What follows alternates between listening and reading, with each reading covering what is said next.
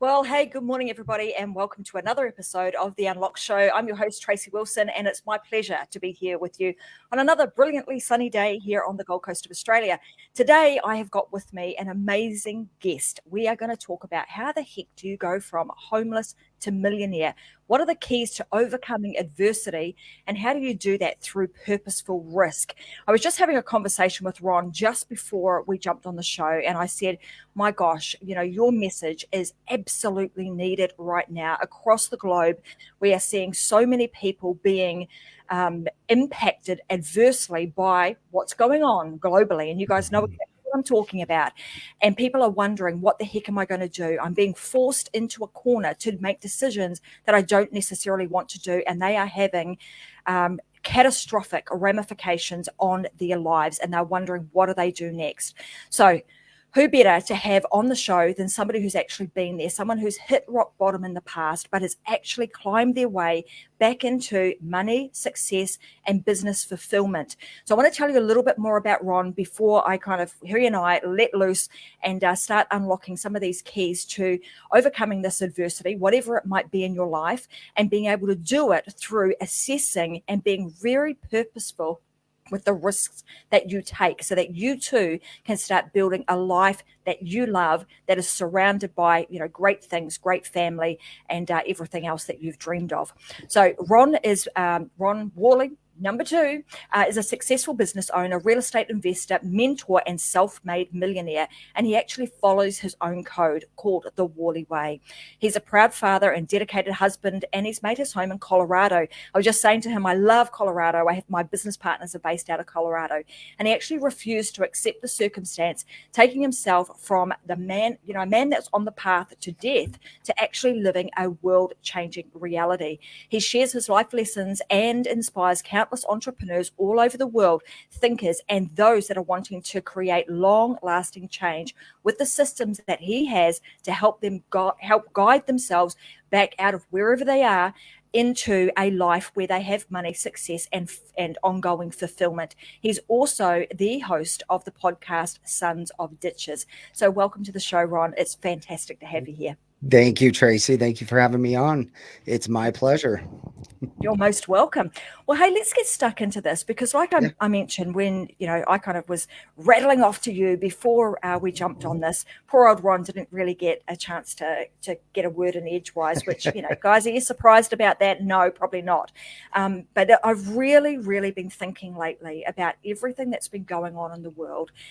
And, what can I do to really help people who are feeling like they're backed into a corner, feeling like and a lot of people are losing their jobs and are facing, what you faced many years ago, hitting rock bottom, wondering what the heck do I do from here? Right. And, when I saw that finally I had you as a guest on the show, I was like, this is the way that we do it, right? Is by sharing our tools, our resources, our strategies to help people create their new pathway because there is always a light at the end of the tunnel. So let's kind Absolutely. of rewind for you a little bit and I'll get you to give everybody a bit of an insight into what life was like for you, that so many years ago when you were on that pathway, when you were homeless and wondering, what am I going Yeah. to do from here? Yeah, for sure. So for me, it was a drug-induced situation. I absolutely did this to myself.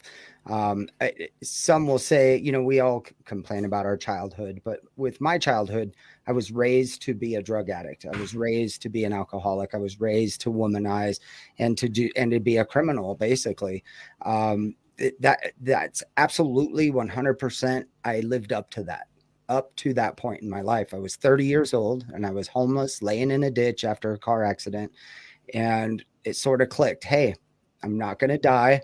I've been trying to, been trying to make myself go out of this world, and slowly with the alcohol and drugs, or fast with the amount of accidents I had and gunplay and all that good stuff. So obviously I wasn't going to die, and so it was time to make a choice, to get up out of that ditch, nurse my wounds first of all, but also to make a change in my life.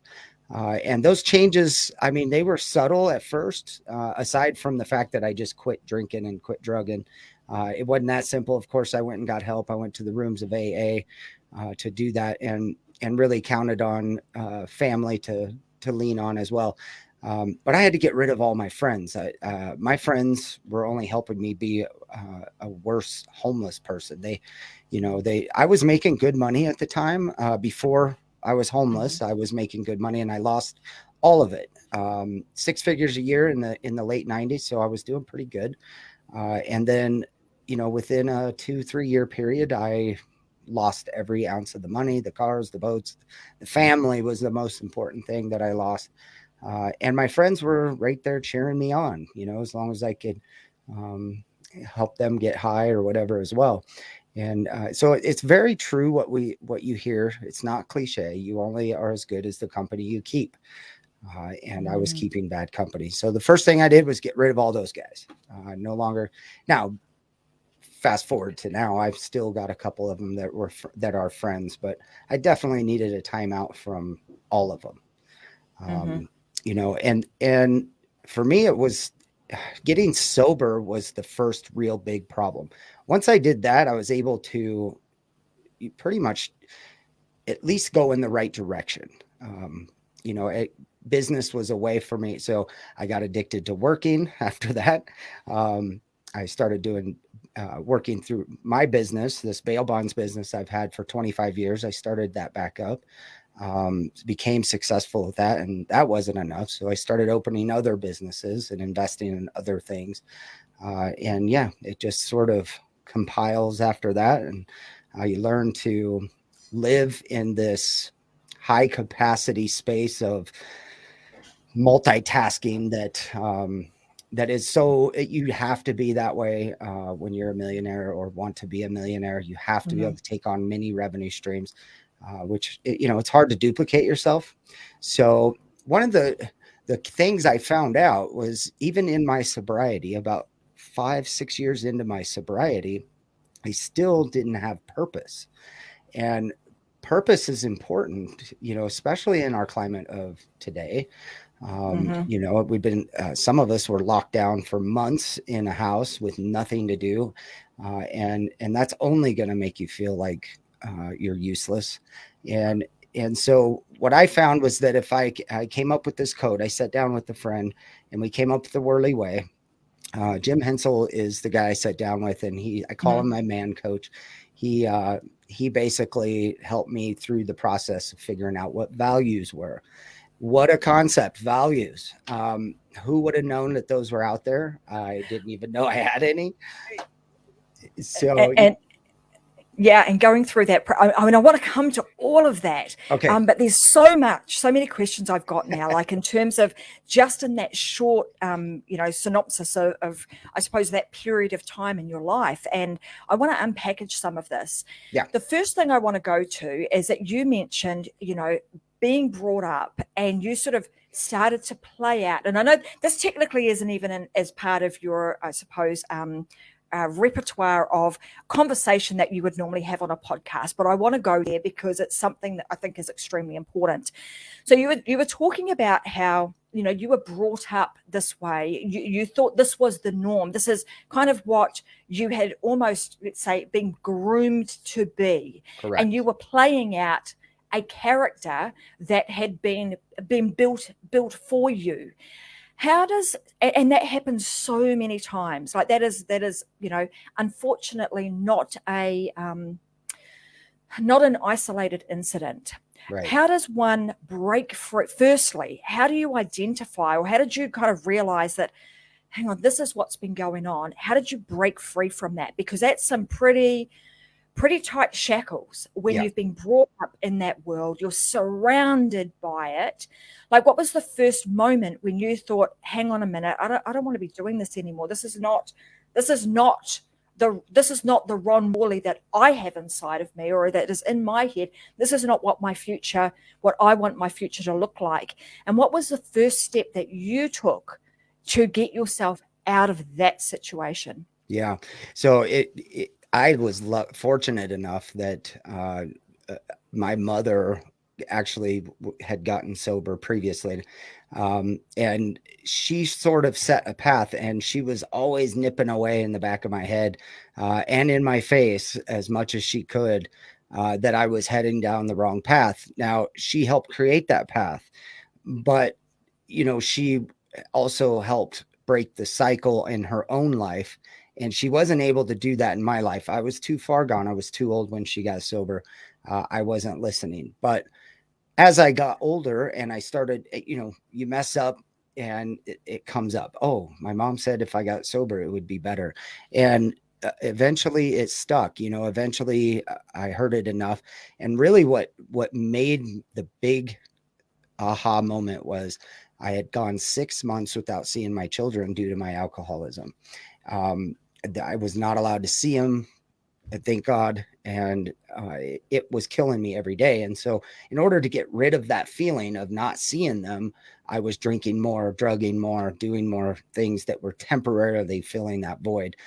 And when I finally had the big car accident that was my, defining moment, I was either going to die right there in that ditch, or I was going to climb out and do something about it.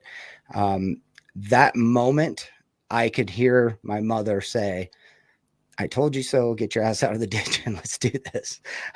And it was for my children. And I always tell them, I got sober for you, but I stayed sober for me.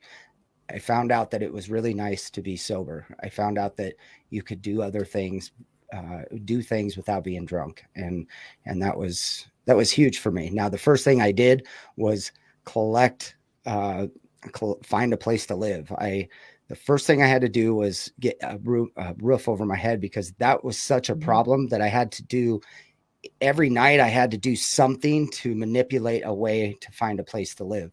I wasn't homeless very long, but even one night is too long if you have to do something that you don't want to do in order to do that. For me, it was doing more drugs. If I hung out long enough, I bought some drugs, I could find, somebody would let me stay the night at their house. And so having a secure place, I went to my brother's house, and fortunately for me, he let me stay there so long as I wasn't using or drinking. And that's where I started my journey. And I did 90 meetings in 30 days of AA. But so it's sort of a two-prong approach, right? I had my personal approach, but so much of my personal was based off of what I was doing for a living as well, that I needed to also attack my business mind. And so I needed a place to live, but I also needed a 1-bedroom, 2-bedroom apartment so that my kids could come.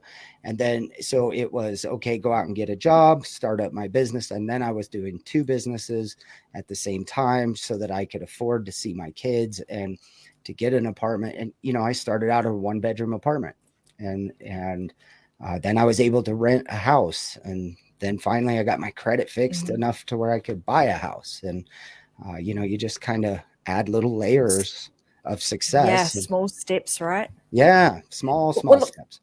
The first thing I want to say about that is, go mum, go her for breaking that cycle. And I think Ron's story just today is just a example of how it just takes one person to start, making that change, being that light, being the person who makes the change, because then that creates that ripple effect. And that ripple effect can either be really positive or maybe not so positive. So go mum. And then congratulations to you for, making the decision. And, unfortunately, sometimes in life, we get hit with these big, clap, slap yourself out of it. You're either, what are you going to do about this now? You're in a ditch. You got 2 choices. Either you pick yourself up and make a difference here, and mum's words are obviously in your ears, or you continue to, this is where you're going to be. This is the reality for you, Ron. Right. So the next thing that it brings us to is, I think, going back to what you were going to talk about, which was this purpose. I think in that moment you found a purpose, and that purpose was, I need to do this. You said, I started doing, I made the change for my kids, right, and now I'm maintaining this change for me. So let's now go to back where you were going to start talking about how this kind of concept of now I'm going to take what I know about business, because even way back then, you're obviously very good at business, and sometimes these addictive personalities that we often have can be used for really good stuff, because you've then taken that personality that you've had, that addictiveness, and you've now started to create replace those addictions with other things, but in a very positive way. So let's talk about when you started to realize that, hey, what's the Worley Way? How do I create this? What is the purpose and the values that exist within that? And you were saying, didn't think I had any, but how did you then start kind of peeling back the layers to understand, there they are? Right. Yeah. So, I tell everybody you do have values, no matter how you were raised, even if those values were anti-values, where, for me to be a man, I had to do everything opposite of what my father showed me in order to do things that were man-like. A man doesn't beat his wife. I thought he did. So I had to do things completely opposite to get there. For me and for a lot of people that have grown up the way I did, we don't think we have values because what we've been shown is everything was by our parents. All of our consequences were based off of emotion, how they felt that day. If they're alcoholics, if they're drug addicts, they would feel differently each and every day. So every little instance was consequented, either good or bad, through their emotion. There was no normal or structure in that kind of lifestyle. And for me, that was huge. I needed structure in my sobriety, and I needed these values to help define who I was. I was purposeless because I didn't know who I was.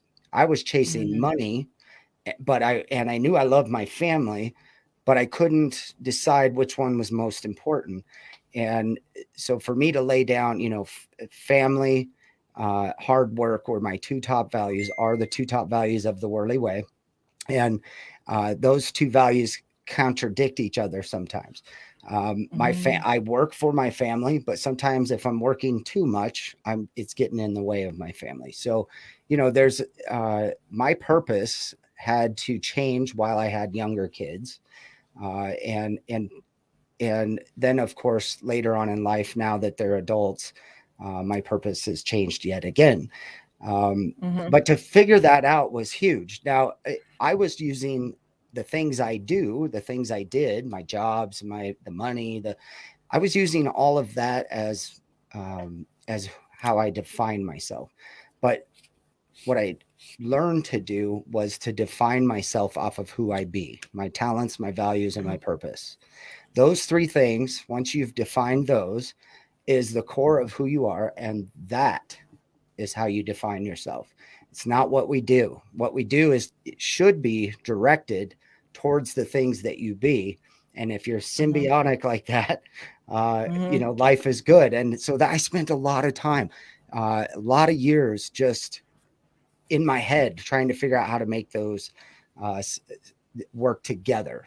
And fortunately for me, it worked together. And when it did, it clicked. I wrote a book about it, and now it seems easier. When you start teaching people, it's actually in my head even more. So, well, isn't that what they say, isn't it? When you get to teach somebody something, it's a second opportunity for you to learn.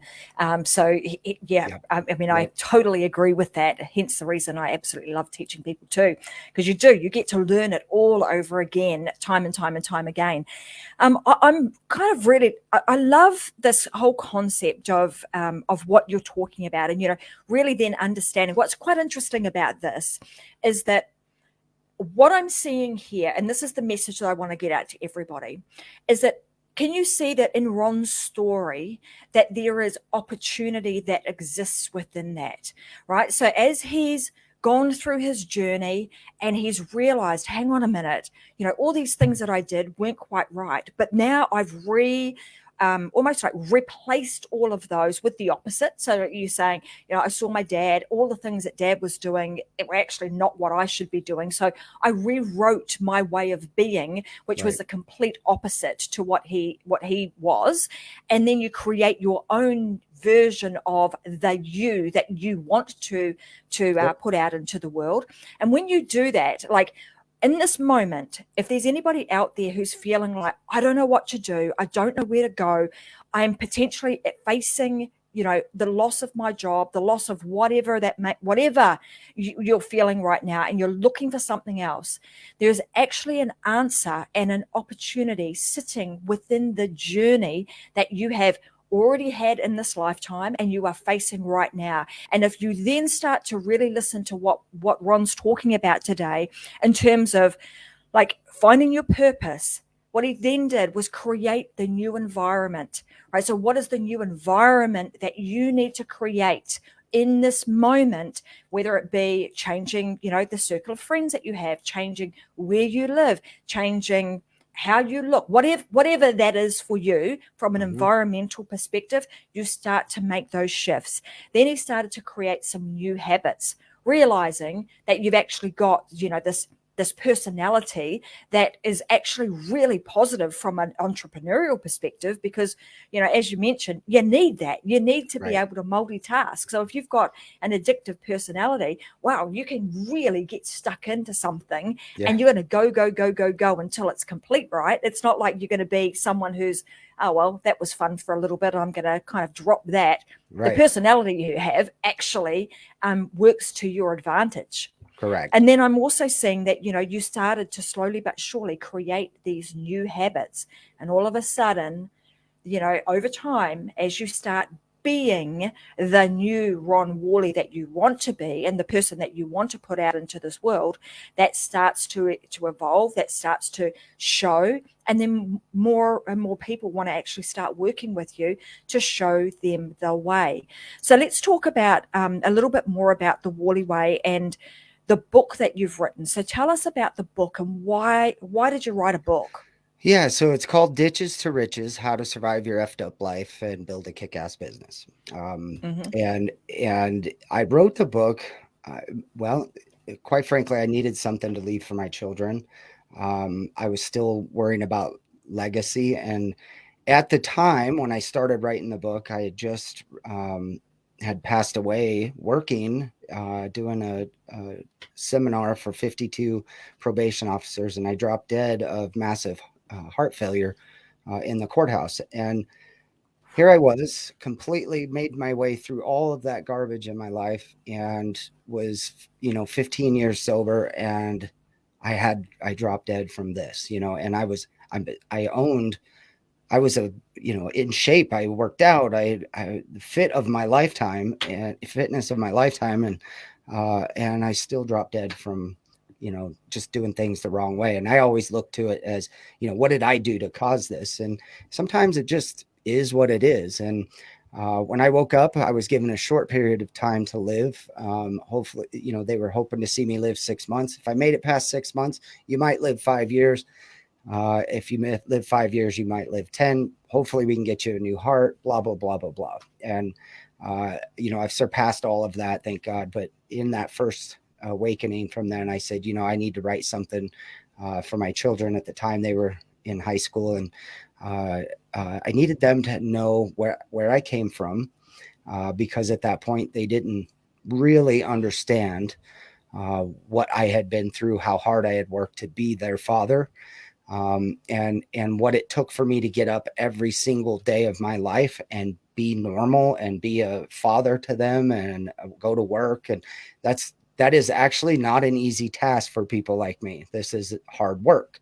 And so as I got into it, though, I noticed I had a partner of mine that was helping me write it. He'd written many books.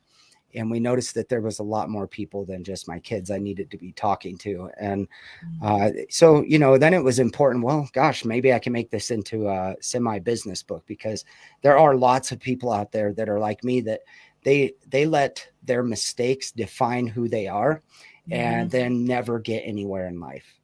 I don't care if you've been to prison and you got out on a life sentence a day early, you can still do something with yourself. You do not have to let that define you. Everything is recoverable, and we all deserve second and third and fourth chances. And I wanted to prove that to the world that, hey, I got, I think 3 or 4 chances myself.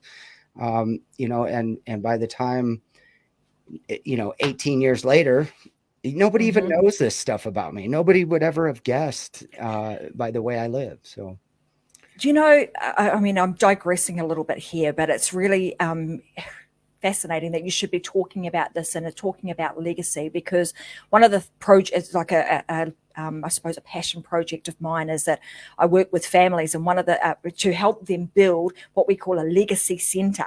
So mm, all the things that you're talking about today, and I've been doing this for my own family, and what's really interesting about it is over the last few weeks, as I've been building out this legacy center, and inside of it, it has pictures and information about all of our family members.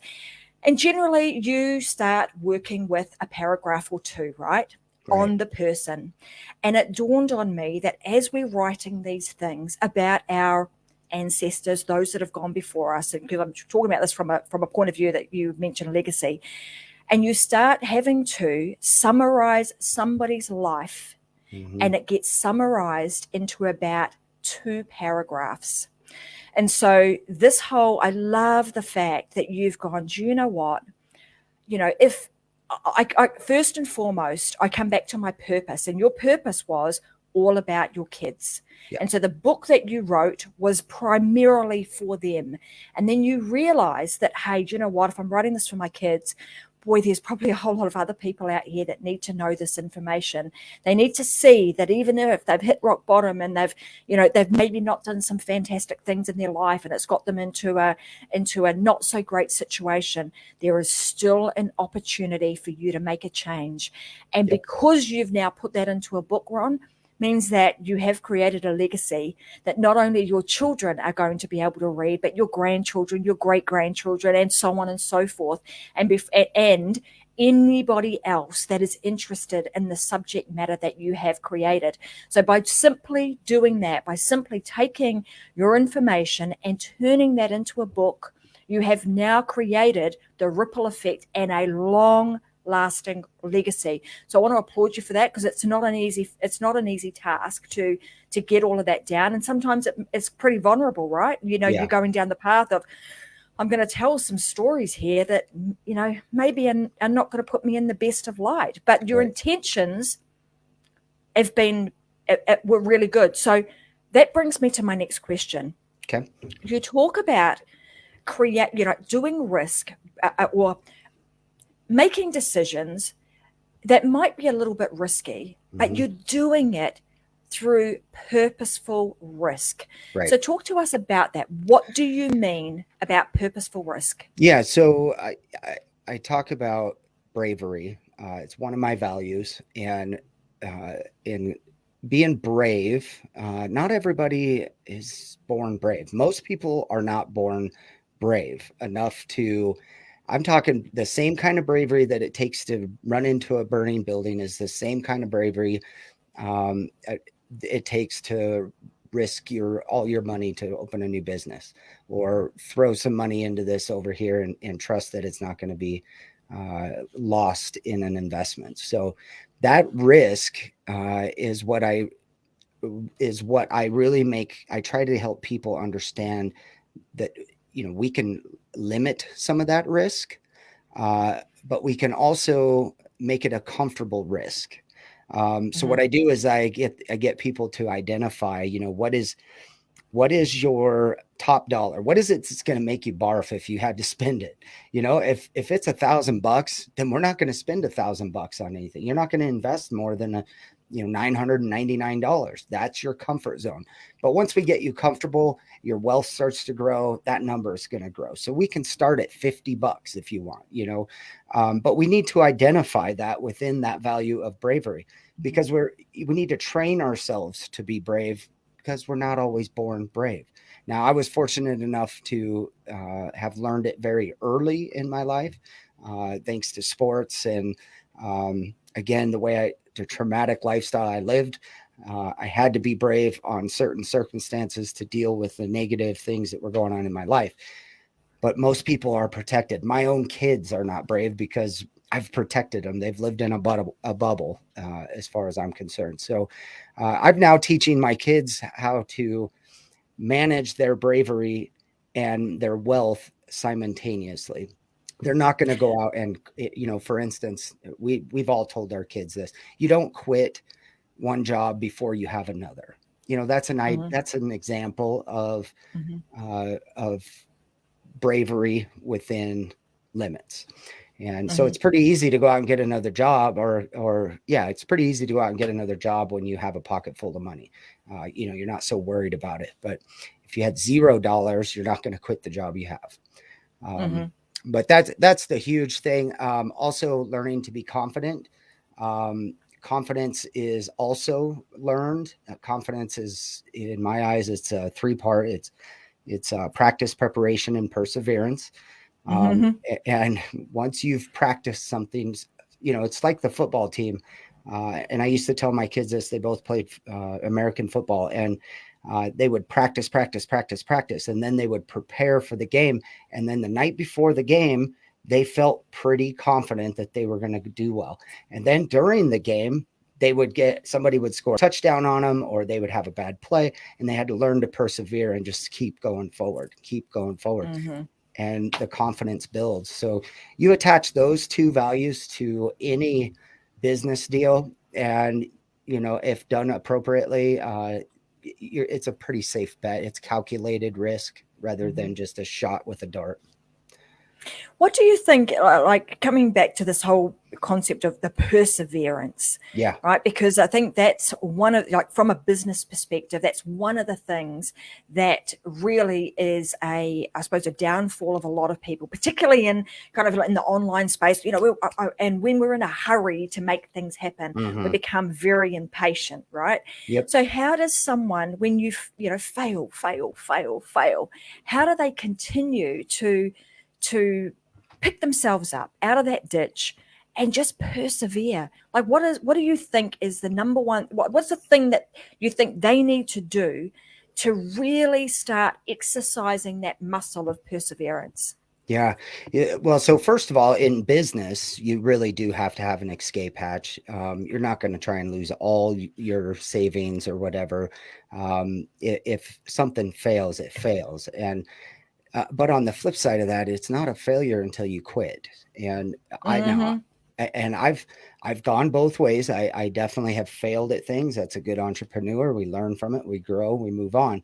And I've also persevered through a lot of bad things and hung on by the skin of my teeth, and become successful in certain industries.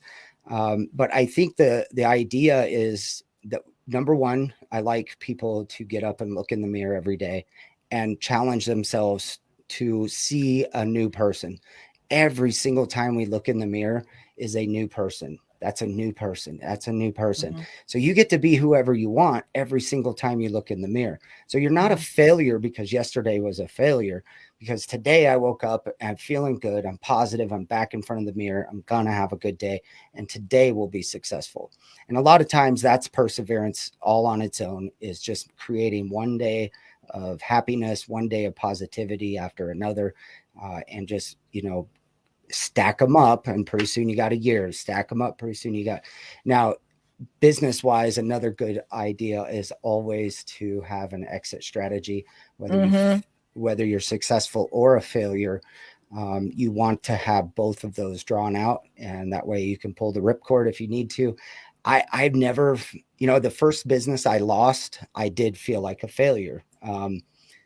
But now if something doesn't go right, it's just some of the money I lost. It's more of a gamble than it is. It's like going to the Vegas, and more than it is my heart and soul. Yeah. I suppose over time you become, from your first business, you usually, you hear people say, oh, that's my baby, I created that, and they become very, very attached to it. And then over time, you kind of learn the process, you learn the systems, the processes, and what have you. You create the thing, and you're less attached to it. You still want it to succeed, but you just don't have that same level of, oh my gosh, if it fails, it's the end of the world. Right. And our businesses are an extension of us, but our businesses aren't an extension. How's that go? Our businesses are an extension of us, but we're not an extension of our businesses. So they don't define us. Just because I sell coffee mugs doesn't mean I'm coffee mug. I'm a salesman of a coffee mug. That's where it ends. But I'm only going to be a good salesman of that coffee mug if my head is right and I'm healthy in my life. Absolutely. When you were talking a little bit earlier, you were talking about, your own story and how you had to create new habits. Yeah. What sort of advice because there's a lot of people out there, and it doesn't necessarily mean that, you necessarily need to create new habits if you're at rock bottom. There are, even throughout our entire journey, sometimes we need to look at things and go, I want a different outcome. And when we unfold all of that back and go, well, how do I create a new outcome? Most of the time, it comes down to the small things that you do, the habits, the daily things that you are doing. And so how does one switch? How does one make a change with those daily habits? Like, what advice have you got around those? I want to create some new habits. What do I have to do? Yeah, absolutely. And so we don't want to have any one thing, any one goal, just out there hanging freely. We want it to be based on a value. Anything value based has substance. So what I try to do is create a goal based on my values. Again, my values are who I be, and my goal is what I do. So I'm going to try and build something, a goal based on who I be. And then I'm going to find the things that make that a habit. So if I need to get up and go to work every day at 7:00, I'm not going to wake up at 6:59. I'm going to create a habit that I wake up at 6:00. And within that habit, I'm going to create, okay, I'm going to have a cup of coffee. I'm going to brush my teeth. I'm going to take a shower. I'm going to watch this show. I'm going to do whatever. So I'm making habits within the habits. One of the things I like to use, or one of the funniest things I've ever heard, is this guy says he knows he locked his door every day because he does a little dance after he locks the door. He locks the door and he goes, "Oh yeah," and he starts dancing, right? Well, because he'll never forget that he started dancing, but he may forget if he locked the door or not. So he doesn't do the dance unless he locked the door. So every day he knows he locked his door because he can think back and go, "Oh yeah, I did my dance in front of the door." It's stupid things like that that we need to do. What we're building is structure based on values that create habits. I love that. And of course, with what you're talking about is breaking it down to even the simplest of things, and then potentially even creating an anchor that goes with that, so that you remember to do it. It becomes a ritual and something that becomes a little bit fun. And I really enjoy that. And I love that, the values, who I be. So if I come back to like the two values that you mentioned, being hard work and family. And you mentioned earlier that sometimes, you look at those two things and they're kind of almost at opposite ends of the spectrum, because if I go really hard and I work really hard, is that to the detriment of my family? If I spend all my time with my family, is that then I'm not working hard? And it's like creating this really beautiful balanced alignment between the two. And I learned this too the hard way, because like you, I had those similar values, when I actually worked through a process of determining what my core values were. What are my top 3 values? And of course, family came out as a really high one. But again, in our heads, we can often prevent ourselves from having the success that we want, because we're actually pulling our values from 2 different angles. And from that example that I've just mentioned, hard work, but also being family oriented. Now, Ron, if you go and work you work really, really hard, there's in your mind of yours, work really, really hard, you're actually doing it to the detriment of your family. So you're not being in alignment. But then, the flip side, spending a lot of time with your family and then not working really hard. So how did you align those two? How did you do that? Yeah. So a lot of times I would bring my family and make them a part of the work. We do a lot of volunteering in the community. It's huge for us. We believe our community supports us, so we're out there supporting it. And so our kids were right there with us at the food bank, helping poor people with their food. And we're at all the events, and we're Halloween event, everything. I mean, every holiday that comes up, we're giving Christmas gifts. They're a part of it, so that I can spend, sometimes it's just a matter of time. And if I'm at work, I'm not spending time with them. Well, we meld the two, and now I can spend time with them. They can get a lesson out of it. But for the most part, I made specific time. That way I could tell my children, hey, yeah, I'm not going to be here tonight, but I'll be here at this time, at that time. And the huge thing I did, really made sure I did, was show up to all of their football games, their what their sporting events, their plays, their music, all the stuff. I made sure to show up to that, even if it was just for a couple of minutes. They saw me in the crowd, and my definition of a father is the man that shows up. And that's all I could do to be a father, was to show up. Now, to sort of kind of move with the values, because over time things shift, and our purpose shifts. Now my children are now grown, and so I've created, the value's always been there, but I've put more force onto freedom, and I've really identified freedom in my life right now, which is way important, what we're all going through in this world. And to really identify that, it's a personal value. It's something, it's different for everybody. So my freedom right now isn't based on how much traveling I'm doing. It's based on how much free time I have to do things I want to do. And that can be at home. It's my headspace. It's where I regenerate, and it's what I want to do. And that keeps me from going bonkers from all this world activity going on, and the politics and the whatnot. Yeah, there's a lot of stuff to kind of take in these days, but that I love your explanation of how to align those and just bringing the two together, and allowing the family to be part of the business and let them experience it, and then making some boundaries so that you can be in the places that you need to be at the times that you need to be, so that you're actually giving the amount of energy and time to each of those things, so that you can actually have it all, right? So you can have it all. You can have those two for sure. yeah, absolutely. So you mentioned this concept of showing up. Yeah. So let's talk. One of the things that again that I think a lot of people struggle with, and sometimes it's so simple. And you mentioned this. Your idea of being a good dad is I just got to show up. Sometimes it's just being there, being on that the side of the football field, being in the bleachers at a softball or a baseball game. Them seeing that I'm there. Talk about this concept of showing up. Yeah. So talk to me about, what does that mean in the business sense? Absolutely. So that's where it actually helped me the most. So I took my role as a boss as a role of a father. We had our work family. And so I was the father of our work family, and my wife was the mother of the work family. And so in that role, I just made sure I showed up to the office. So there was, when we owned our nutrition stores, we had 4 of them at one point, and I couldn't be there at all times.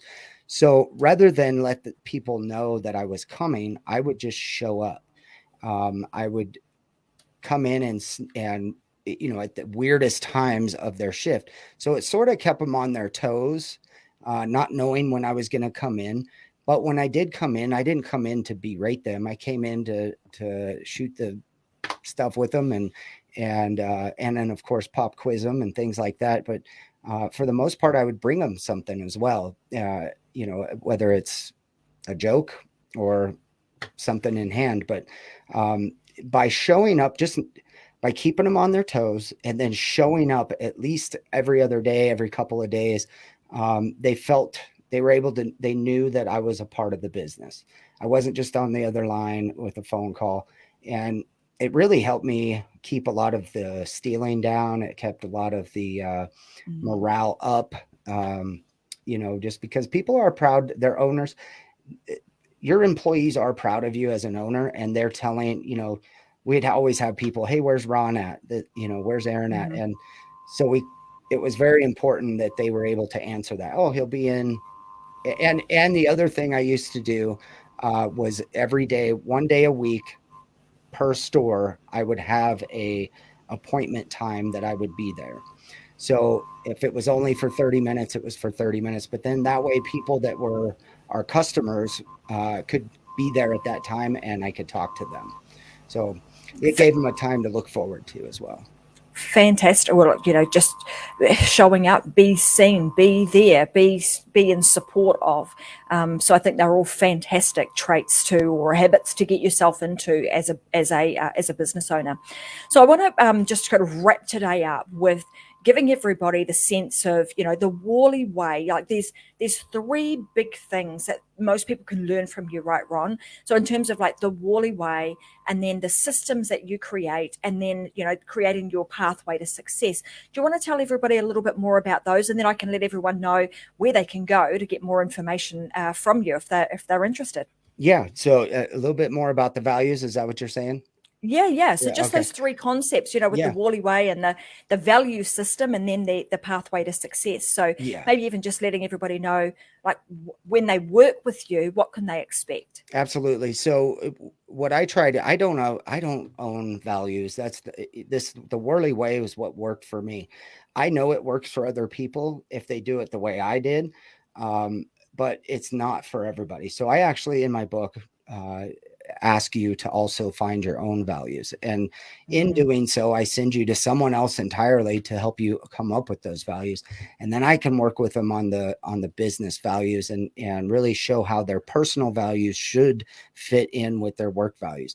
However, you read my values and you see how they work for me, they're going to take you a long ways. It's a fact that they work for everybody. Now, when I take a new person on, the first thing I do is I set them down and we read through the values and find out which ones they align with the most. And that's where I'll start with them. My values are more for kind of a guideline. And their own values is something that you need to kind of work into. And once they have their own values, I can take them and mold them into a great business owner and show them how to use those with their employees. I always do that for free. At this point, I haven't charged one bit for it. I tell them to buy my book. That's about it. And so far, it's been good. I had a lot of people. You have to be ready for this kind of rhetoric. You have to be in a mindset that you want to change what's going on in your life.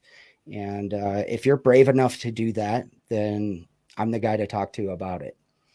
Beautiful. Well, look, I've just popped your website up at the bottom of the screen right here. So go to www.ronworley.com. You'll be able to find some more information about Ron on there. You'll also be able to reach out to him if you want to and take him up on his most generous offer just to have a bit of a chat with you and set you on the right path. If it is something that you're ready to do, like you said, if you're ready, because it does require you to be in the right state of mind and mindset to be able to, to take this on and start moving forward. And also you can head on over to ronworley.com, and he also has his book there that you can also purchase if you so wish to. So is there anything else that you would like to add to today's show and let our viewers know about you, Ron? Oh, you know enough about me now. I just hope that everybody understands that today does not define us, and we can always recover. So don't let a mistake take you down, and always look to the future.